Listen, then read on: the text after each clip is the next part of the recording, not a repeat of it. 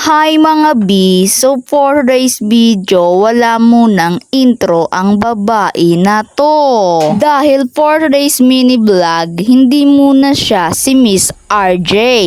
Siya muna si Rapunzel. Rapunzel na walang ligo. Sa panahon nga ngayon na napakainit, nagsisihubasan na ang mga source ng tubig. Kaya kaipuhan na magtipid. Kaya for today's video, si Rapunzel ay wala munang ligo. Ang dami nga ning nagtatanong kung bakit daw ba mahaba ang buhok ng babae na to. Ikaw ba namang hindi mo ginuguntingan? Malamang mahalaba talagaan. Rapunzel nga ni. Di kung ginuntingan-an, hindi na yan siya si Rapunzel. Naging si Snow Brown na lang talaga ang babae na to. At dahil nga biglang nagutom si Rapunzel, kakain nga ho siya ng mangga na bigay ng kapitbahay niya. Bumibuelo nga si Rapunzel dahil mukhang mapaparami naman siya ng kain ng mangga.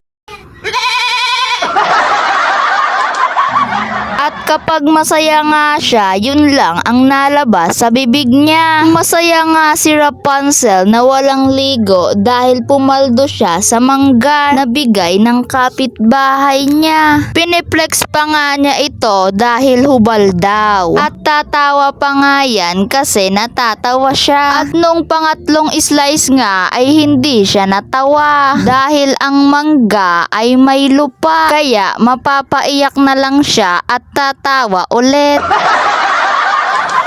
Itatabi nga muna niya ito at pipili siya ng matigas para sa pangalawang pagkakataon ay hindi siya mabigo.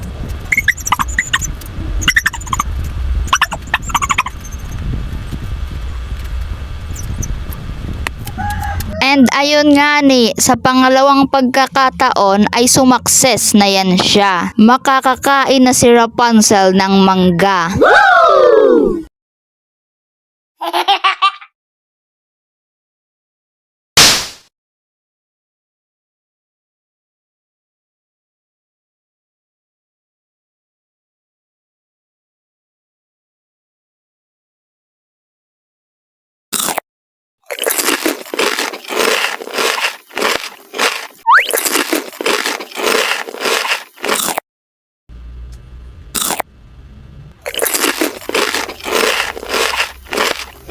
At makalipas nga ang ilang minuto, hindi kinaya ni Rapunzel ang init sa Pilipinas. At maya-maya ay may nakita siyang isang bagay.